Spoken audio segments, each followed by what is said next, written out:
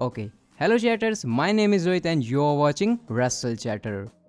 तो WWE के हर pay per view की तरह फास्टिंग होने के बाद भी फैंस के दिमाग में सवाल है कि व्हाट इज नेक्स्ट। और सबसे बड़ी चीज, रोमन रेंस ने टैप आउट क्यों किया डैनियल ब्रायन के सामने। लेकिन वैसे उससे बड़ा सवाल पहले ये आता है कि क्या रोमन रेंस ने वाकई में टैप आउट किया है और क्या चीज़ WWE हमको दिखाना चाहती है इस पूरी स्टोरी लाइन के अंदर। अगर आप ये जानना चाहते हो तो मैं आपको बताऊंगा इस वीडियो के अंदर। इसके अलावा रैंडी ऑर्टन की वाइफ ने रिएक्ट किया है एलेक्सा ब्लिस के ऊपर, फिंड के रिटर्न पर किस तरीके से रिएक्शन आए हैं, सेथ रॉलिंस ने क्या कहा है। तो भाई फास्टिंग के बाद जो भी सारी चीजें हुई वो मैं आपको बताऊंगा इस वीडियो के अंदर। इस वीडियो चिपक जाओ, वीडियो को आप लोग लास्ट तक जरूर देखना। वैसे शो वाली फास्टिंग की मैंने पूरे शो का रिव्यू बना दिया, अगर आप नहीं देखिए तो उसका लिंक डिस्क्रिप्शन में या फिर आप लोग यहाँ से आई बटन से जाकर भी देख सकते हो।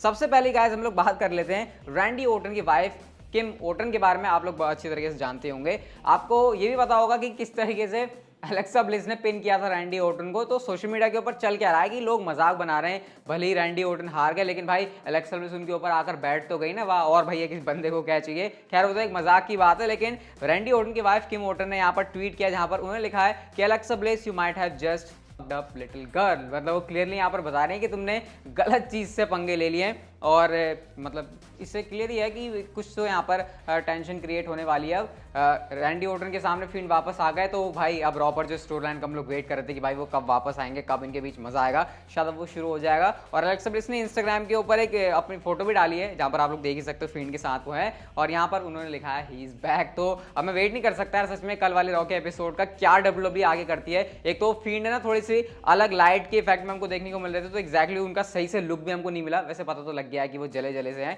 इस पर भी जो रिएक्शंस है ना वो कुछ ऐसे आ रहे हैं, लोग कह रहे हैं कि भाई ये तो बारबेक्यू वर्जन हो गया या फिर फ्राइड चिकन जैसा है, कुछ लग रहा है स्पाइसी चिकन जैसा। लेकिन मोस्टली मैं आपसे कह सकता हूँ कि लोग खुश हैं फील्ड के इस तरीके के लुक को देखकर, क्योंकि और भी ज्यादा डरावना लग रहा है। तो अब देखो कल रॉ पर क्या होता है। लेकिन इन स्टोरी लाइन तो यहाँ पर उन्होंने एक ही फास्टिंग के एपिसोड से कह सकते हैं काफी ज्यादा इंटरेस्टिंग बना दी है। अगली स्टोरी की तरफ गाइस हम लोग चलते हैं और ये आज की आप लोग कह सकते हो एक मेजर स्टोरी है फास्टलाइन के बाद की, और वो ये कि एंड्राडे जो भी आपको बोलना है, WWE ने उनको रिलीज कर दिया। मैंने आपको रिसेंटली बताया था कि एंड्राडे ने WWE से रिलीज की मांग करी है, उसके बाद रिपोर्ट्स आए कि नहीं WWE उनको रिलीज नहीं कर रही। लेकिन आज फाइनली WWE ने खुद अपनी वेबसाइट के ऊपर, अपने ट्विटर अकाउंट के ऊपर इस बात को अनाउंस कर दिया कि जो WWE से एंड्राडे हैं वो निकाले जा चुके हैं। ये खुद एंड्राडे ने WWE से रिक्वेस्ट कर दी। इसके पीछे शायद पॉसिबल रीजन यही था कि एंड्राडे को सही नहीं लग रहा है कि कैसे उनका टेलीविजन के ऊपर यूज किया जा रहा है। इवन वो इसको खुद गुड न्यूज बता रहे हैं ट्विटर के ऊपर, ये भी बता रहे हैं कि कैसे जो रूमर्स है वो सारे सच हैं और उनके लिए काफी खुशी की बात है। तो हम भी होप करते हैं अगर WWE के अंदर वो अपना कुछ बड़ा नाम नहीं बना पाए। NXT पर तो भाई उन्होंने कमाल किया था, लेकिन मेन रोस्टर के ऊपर मैं कह सकता हूं उनका रन बिल्कुल भी अच्छा नहीं था। तो लेट्स सी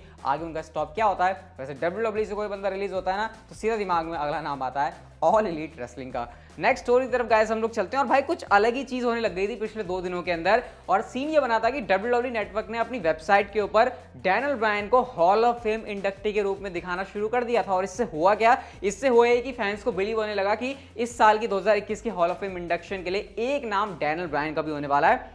ये बात सिर्फ यहीं पर खत्म नहीं होती है, बात आगे जाकर बढ़ती है, क्योंकि फैंस ने यह भी बिलीव करना शुरू कर दिया था कि शायद डैनियल ब्रायन रिटायर हो जाएंगे इसी बार की रेसलमेनिया के अंदर अगर WWE उनको मैच दे रही है। और उसके बाद डैनियल ब्रायन का WWE करियर खत्म। क्यों? क्योंकि डैनियल ब्रायन ने खुद ये कहा था कि भाई मैं अपना जो फादरहुड है ना उसको निभाने की कोशिश करूंगा। अब मैं WWE या फिर रेसलिंग को लेकर मेरा इंटरेस्ट जरूर है, लेकिन अब मेरे पास दूसरी चीजें हैं प्रायोरिटी देने के लिए। लेकिन गाइस अब मैं आपको क्लियर बता देता हूँ सारा सीन। अब बात ही पूरी खत्म हो चुकी है। ये जो रूमर है वो पूरा झूठा निकला है। मतलब एक्चुअल में नेटवर्क के ऊपर वेबसाइट पर लिस्ट तो किया गया था डैनियल ब्रायन को हॉल ऑफ फेम, लेकिन वो गलती से हुआ था, बल्कि एक्चुअल में WWE का ऐसा कुछ प्लान है नहीं। तो भाई आप यहाँ पर लंबी गहरी सांस ले सकते हो अगर आपने ऐसा कोई रिपोर्ट पढ़ी कि डैनियल ब्रायन शायद रिटायर हो रहे हैं, उनको हॉल ऑफ फेम में डाला जाए। क्योंकि यूजुअली अगर कोई किसी बंदे को WWE हॉल ऑफ फेम में डालती है तो शायद वो रिटायरमेंट के आसपास ही होता है, फिर रिटायर हो चुका होता है, ऐसा ही सीन हमको देखने को मिलता है। तो अभी डैनियल ब्रायन का ऐसा कुछ करने का सीन नहीं है, उनका सीन कुछ बहुत बड़ा है रेसलमेनिया 37 के लिए, वो भी इसके बारे में हम लोग आगे जाकर बात करेंगे। लेकिन गाइस हम लोग चलते हैं अपनी नेक्स्ट स्टोरी की तरफ और बात करते हैं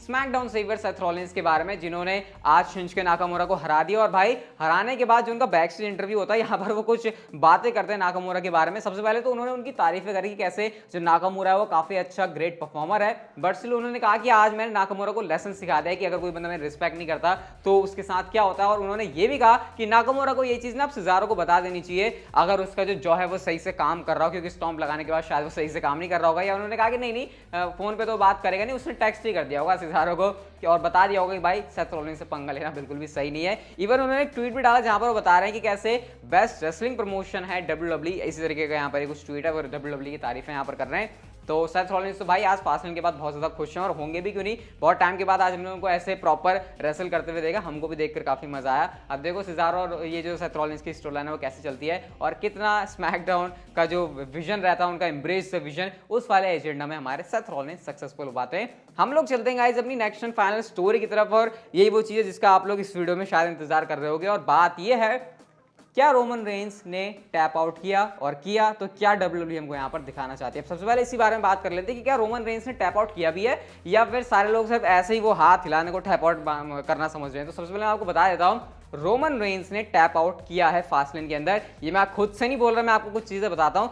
सबसे पहले तो ये कि अगर रोमन रेंस को टैप आउट करते हुए नहीं दिखाना होता टेलीविजन के ऊपर, तो जो कमेंट्री टीम है उनकी तरफ से कभी भी ये नहीं बोला जाता कि रोमन रेंस टैप आउट कर रहे हैं। इवन जो कैमरा एंगल है उसने जूम करके हमको दिखाया था रोमन रेंस के हाथ पर कि वो टैप आउट कर रहे हैं। तो डब्ल्यूडब्ल्यूई का पहले से सारा प्लान था। अगर आपको लग रहा है कि रोमन रेंस से छुड़ाने की कोशिश कर रहे थे, उस चक्कर में हमको ऐसा लग रहा, तो भाई ऐसा बिल्कुल भी नहीं है। ये चीज आपको अगली स्मैकडाउन के एपिसोड में और कंफर्म पता चल जाएगी जब हमको यही स्टोरी लाइन देखने को मिलेगी। और जब मैं बात कर रहा हूं स्टोरी लाइन की, तो गाइस रीजन ये है कि रोमन रेंस ने क्यों किया टैप आउट फास्टलेन पर, जबकि हमने आज तक तो रोमन रेंस को ऐसे करते हुए देखा नहीं है।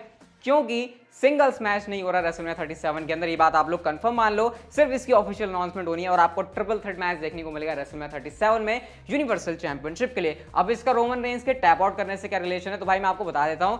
एज वो बंदा है जो कि रेसलमेनिया के मेन इवेंट में होना ही था। रोमन रेंस वो बंदा है जो कि यूनिवर्सल चैंपियनशिप डिफेंड कर चुका था और उसका भी स्पॉट पक्का था। लेकिन अगर डैनियल ब्रायन को इंसर्ट करना था तो डब्ल्यूडब्ल्यूई को स्टोरी लाइन चाहिए थी कि कैसे एज के साथ भी और रोमन रेंस के साथ भी डैनियल ब्रायन के कुछ हमको ऐसे कनेक्शन बैठाने पड़ेंगे। जैसे डैनियल ब्रायन को चैंपियनशिप चाहिए रोमन रेंस की, तो वो रेसलमेनिया के इवेंट में आएंगे। लेकिन यहां पर एज वाला फैक्टर भी डब्ल्यूडब्ल्यूई को प्ले करना था कि कैसे एज की मिस्टेक की वजह से डैनियल ब्रायन यूनिवर्सल चैंपियनशिप नहीं जीत पाए। और गाइस एग्जैक्टली यही स्टोरी लाइन चीज आपको देखने को मिलेगी स्मैकडाउन पर, जब डैनियल ब्रायन ये क्लेम करेंगे कि रोमन से तो मेरे को यूनिवर्सल चैंपियनशिप चाहिए, लेकिन भाई एज तेरा स्पॉट है ना इस यूनिवर्सल चैंपियनशिप के मैच में, लेकिन तेरी गलती है, वरना तू नहीं होता तो मैं यूनिवर्सल चैंपियन अब तक बन चुका होता। क्योंकि वहां पर एज की गलती थी, उन्होंने नहीं देखा कि डैनियल ब्रायन ने टैप आउट किया है। तो ये रोल प्ले करेगा और इस तरीके से डैनियल ब्रायन को इंसर्ट किया जाएगा और जो भी रेसलमेनिया का सिंगल्स मैच है यूनिवर्सल चैंपियनशिप के लिए, वो बन जाएगा एक ट्रिपल थ्रेट मैच। तो मैंने आपको पहले से सारी चीज बता दी कि क्या चीज डब्ल्यूडब्ल्यूई करने वाली है। और भाई ये बात बिल्कुल भूल जाओ कि रोमन रेंस ने टैप आउट नहीं किया, रोमन रेंस ने टैप आउट किया है।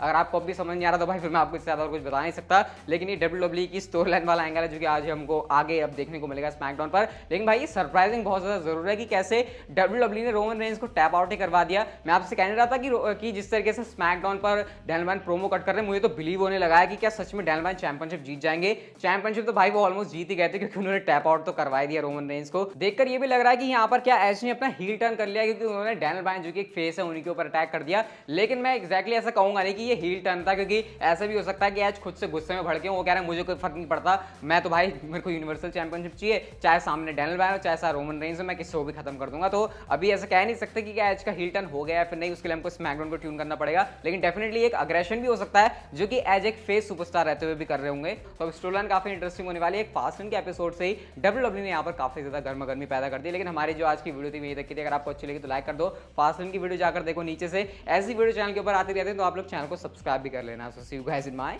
Next video.